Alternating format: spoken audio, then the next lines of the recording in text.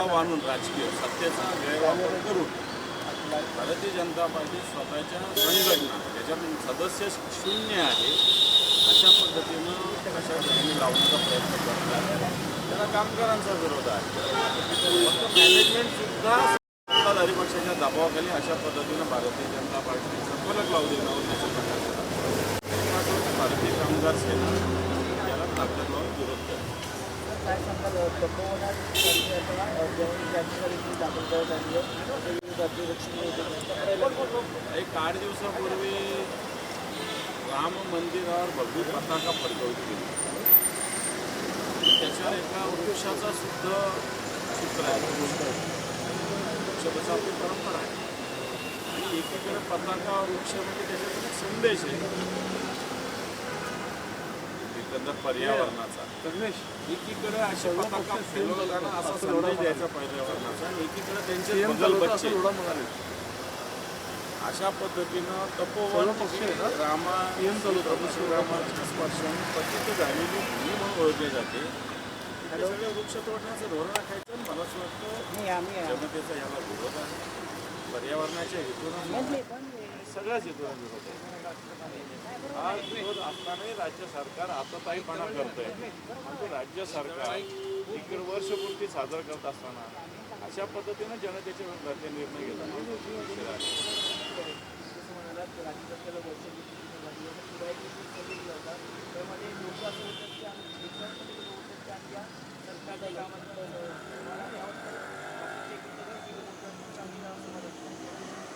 समाधानी असल्याचा एखादं जर चांगलं उदाहरण दिलं तर मला वाटतं आम्ही समाधानी. कोणी सर्वे केला असेल त्या सर्वेच्या याच्यावर काही समाधान असमाधान ठरत नसतं. समाधानाचा एखादा मुद्दा जनतेने सांगितला असेल तर तो आम्हाला सांगा. आम्ही ते मान्य करून आम्ही समाधानी राहू. काय समाधान आहे आत्ताच्या घडीला?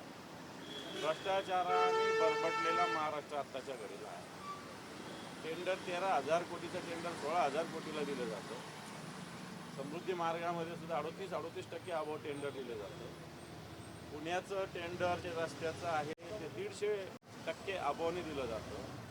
जिथं शेतकऱ्याला रस्ता लागत नाही शक्तिपीठाच्या नावाच्या खाली 86,000 कोटीचा रस्ता मोठ्या प्रमाणात करण्याचा प्रयत्न केला जातो. त्याची शेतकऱ्यांना गरज नाही आहे. समाधान कुठे आहे? लोढा म्हणतायत की सर्व पक्ष सीएम चालवतात. मला असं वाटतं आपण बेसिक प्रश्न काय लोढा म्हणाले का याच्यामध्ये की सर्व पक्ष आहेत ना ते आमचे सीएम चालवतात. लोढाने मला असं वाटतं धंदा करावा. काही त्यांचा व्यवसाय नाही राजकीय. लोढा हे व्यावसायिक आहे.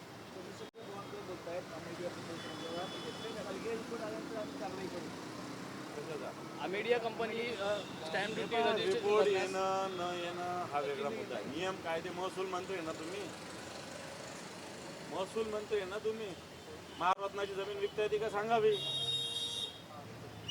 विकता येते सरकारच्या ताब्याला जमीन विकता येते की सांगावी. विकली असेल तर त्याचा मुद्रांक माफ करता येतो का नाही तो सांगावा. कंपन्यामध्ये 99% शेअर असणारा आरोपी असतो का नाही असतो ते सांगा. काय रिपोर्ट घेतो असतो तुम्ही? खरगे रिपोर्ट आणि फारगे रिपोर्ट घेतो असतो.